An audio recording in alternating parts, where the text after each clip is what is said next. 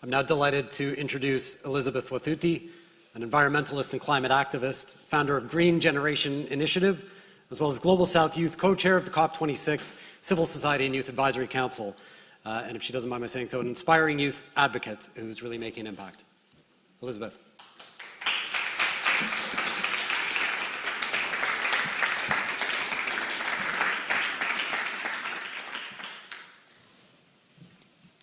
Thank you so much.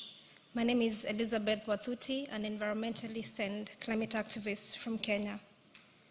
I remember planting my first tree when I was 7 years old.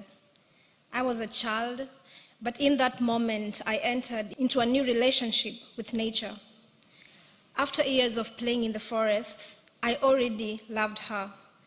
But by planting a tree, I was learning that I could grow things. I was learning that I could give back life.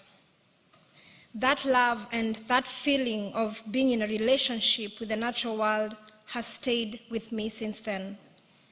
And every day I try to share it with the children. Since founding the Green Generation Initiative in 2016, I have supported 20,000 school children to fall in love with nature and plant a tree in their school grounds. Most of these children live in Nairobi. Every day they are breathing toxic air from cars that burn dirty fossil fuels. Every day they are going to school hungry because they live in a country that is living with climate-forced drought and crop failure. Every day they are feeling anxiety about a future that looks bleak. But by planting a tree, the children are saying, I will not be a victim. By planting a tree, they are saying, I will not stand by and watch the world die.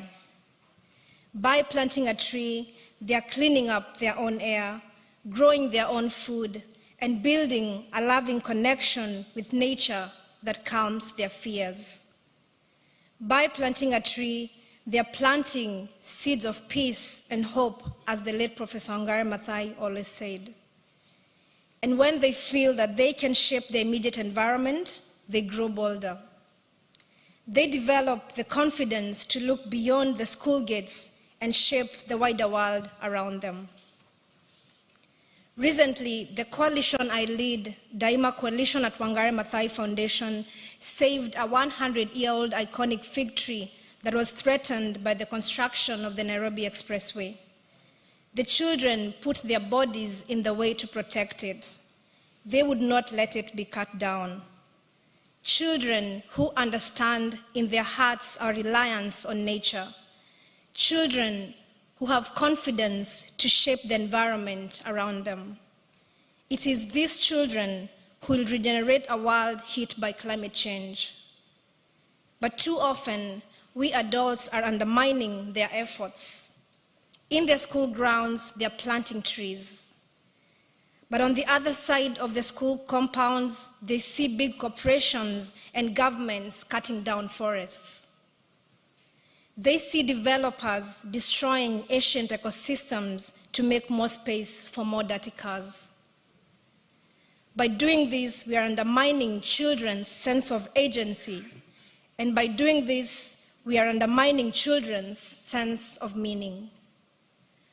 When we are protecting green spaces in Nairobi, we hang love hearts on the trees. The children and the young people write messages on them like, my survival depends on your existence.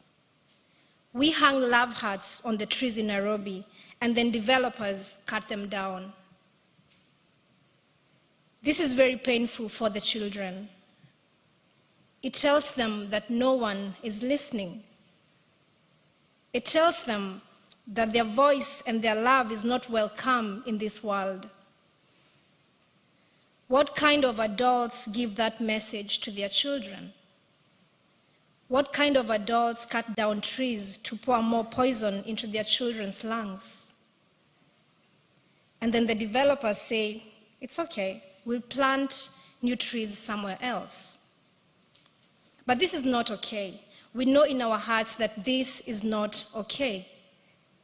So we need to change. We need to value what the children love, and we need to give them real agency to shape the world in which they live and love. The preservation of nature is vital. Our children's health is vital. Any development must be designed to protect those. It is through our actions, not our words, that we will show the children that indeed we love them. Thank you.